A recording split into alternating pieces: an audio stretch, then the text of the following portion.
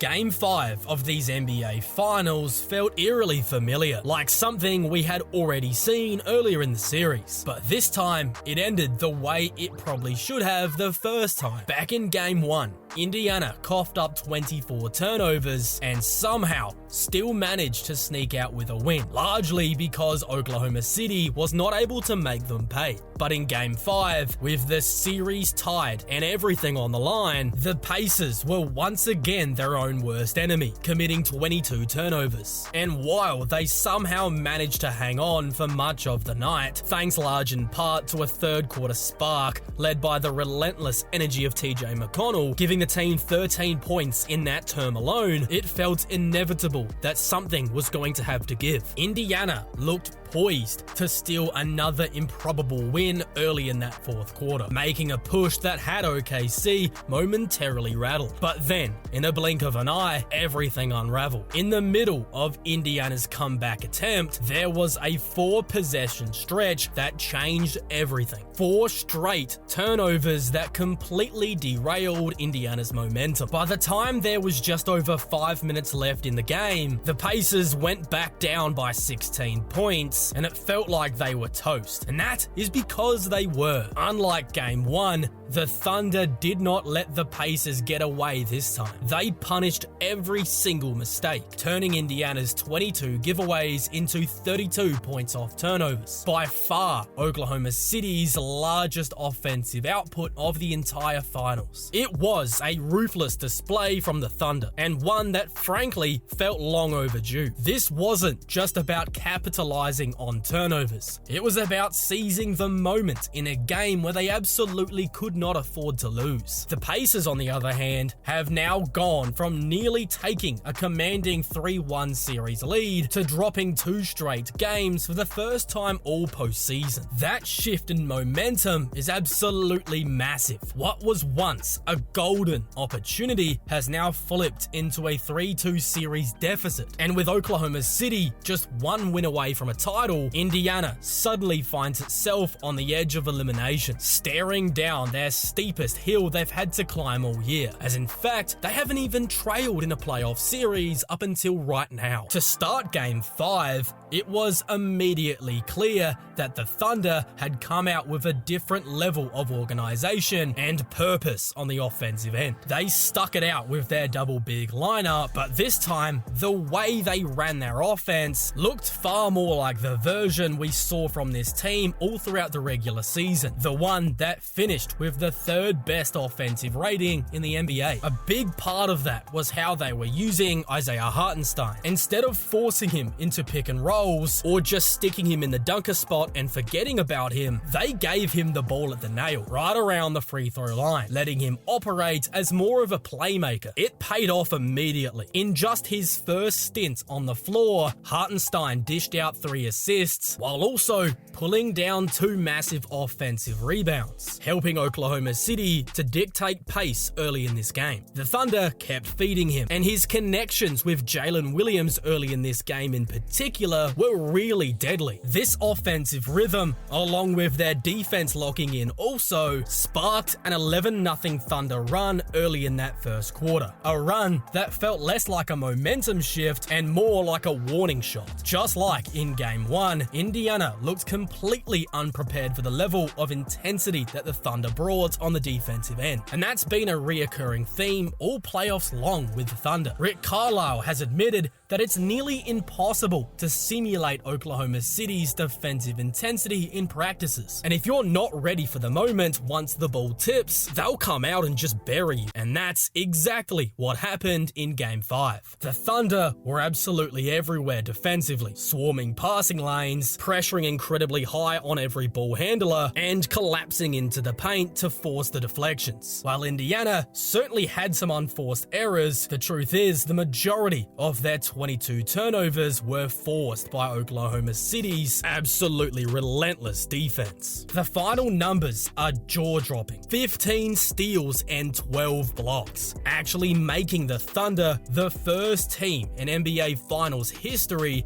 to record over 15 steals and 12 blocks in a single game. That kind of defensive dominance isn't just rare, it's historic, and it directly translated into their offense. All of that pressure led to open floor chances and better looks in their half court, which ultimately helped them to put up 120 points in this game, by far their best offensive game of these finals. Their three-point shooting also returned in a big way. Oklahoma City went from making just 3 triples in Game 4 to shooting 44% from deep, going 14 of 32 in Game 5. And it wasn't just the stars doing damage. Cason Wallace, a guy who hadn't made a single triple all series long, knocked down 3 big ones in the first half alone. Aaron Wiggins channeled his Game 2 form, hitting 4 threes on just 7 attempts. But as strong as the supporting cast was for Oklahoma City in this game, there were 2 guys who clearly led the charge: Shai Gilgeous-Alexander and Jalen Williams, who combined for a monstrous 71 points. Let's start off with Jalen Williams. He's quietly become one of the most complete and underrated players in our game. He can score, he can defend, and thanks to his unique background, as he grew up playing a lot of point guard due to his height at the time, he can bring a level of playmaking and ball control that most wings simply don't have. He doesn't always rack up high numbers of assists, but his ability to keep the ball moving and help others to generate advantages is huge for this offense. In Game 5, he was again sensational, but this time, without a doubt, this was his best performance of his young career. He poured in 40 points, grabbed 6 rebounds, dished out 4 assists, and had a steal, all while shooting 56% from the floor. He never turned the ball over once, and he provided Oklahoma City with elite defensive intensity all game long. That was a superstar level night from J-Dub. In fact, his performance wouldn't look out of place next to the best playoff games from guys like Kawhi Leonard, Jason Tatum, or Kevin Durant, because he was seriously that good in this game. For a stretch early in the fourth quarter, it felt like he and Pascal Siakam were going toe-to-toe. Siakam had a great night himself, 28 points on 60% shooting, but Jalen simply outdueled him. When one guy drops 40 in a finals game and dominates on both ends, it's hard to lose. What's more impressive is the company that J-Dub now joins. He's become just the 9th player in NBA history to score 40 or more in an NBA Finals game before turning 25 years old. That's rare air, and it speaks to just how special this game was for not only him, but also for the Thunder as a whole. A performance like this one naturally makes you wonder where Jalen Williams would stand right now in the Finals MVP race. But then you look at the box score and remember that Shai Gilgeous-Alexander was once again brilliant himself. SGA finished with 31 points, 10 assists, and a combined 6 steals and blocks,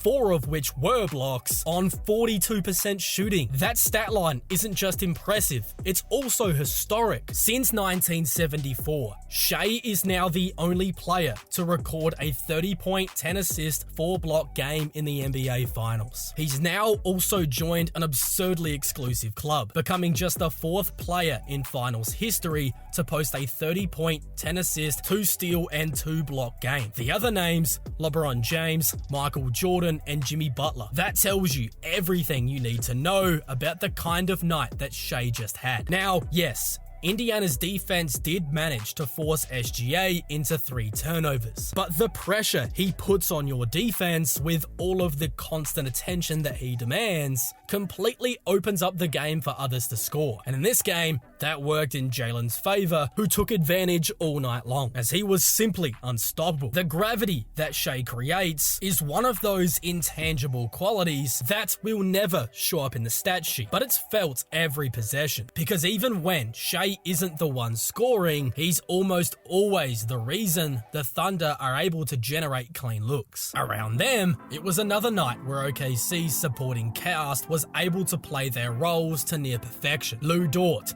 once again was magnificent, this time even having a real impact on the offensive end, knocking down 3 out of 6 from downtown, and most importantly, bringing that signature bruising defense. Then when you look at a guy like Alex Caruso, who actually could not buy a bucket in this game, finishing just 1 of 8 from the floor for just 2 points, he still managed to carve out a high-impact 29 minutes by doing what he does best, causing havoc defensively and just making smart plays, ending the night with 2 assists, 4 steals and a block while boasting a +8 plus-minus. It was another Caruso classic, the kind of game where the box score just doesn't quite capture how important he actually was. But ultimately, this game came down to 2 things. Shai and Jalen simply would not let Oklahoma City lose on offense, and everybody else made sure Indiana never got a chance to get going. The Pacers, who typically thrive on ball movement and space, were held to just 109 points, a testament to how locked in this Thunder team has been defensively. And over the last 7 games, both the Thunder's stars, SGA and J-Dub, have been truly playing at a championship level. Shai's averaging 33.7 points, 5.6 rebounds, 6.1 assists, and 2.1 steals, while shooting 48, 32, 91 splits. And Jalen, he's right behind him, putting up 26 points, 5.6 rebounds, 4.4 assists, and 1.1 steals, while shooting 47, 41, and 83. Great shooting numbers as well. This is not just a hot streak, it's a blueprint for a title team, led by 2 stars playing the best basketball of their lives. But now, we have to turn to Indiana, because this was the kind of game they got away with once, back in the opener of the series, when the Thunder failed to punish them for a mountain of turnovers. But in Game 5, it finally caught up to them. There's no surviving a 22 turnover night in an NBA Finals game, especially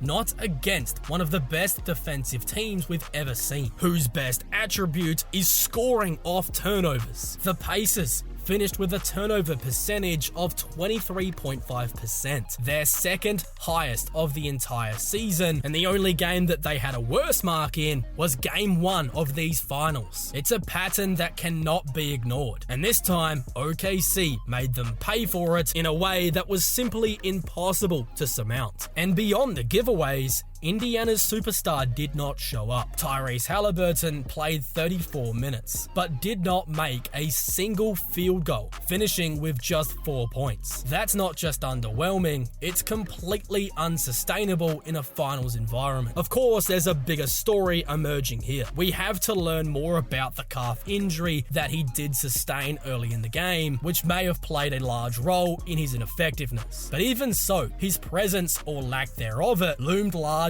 over everything Indiana was trying to do offensively. But he wasn't the only one who couldn't get going. Andrew Nembhard, who had been a bright spot in early games, managed to put up just 7 points on 37% shooting over 36 minutes. And Aaron Nesmith, who was one of Indiana's most impactful players across their first 3 playoff rounds, is suddenly being exposed in this series. Whether it's Jalen Williams or SGA, he simply hasn't been able to hold his ground defensively to the point where he's getting targeted repeatedly, something I didn't think we'd be talking about in this series coming into it. But the trio of Obi Toppin, TJ McConnell, and Pascal Siakam deserve a ton of credit. They genuinely fought tooth and nail to keep Indiana alive. McConnell especially provided a spark, and for a few minutes there in the fourth quarter, it felt like another improbable comeback was brewing. But without their star player contributing at the level that Indiana needed him to, they just did not have enough firepower to close the gap. Now, all eyes turn to Halliburton's injury. If that calf issue limits his ability to play, or worse, forces him off the floor entirely, it's hard to see how the Pacers are going to keep this series alive. They rely on him not just to score,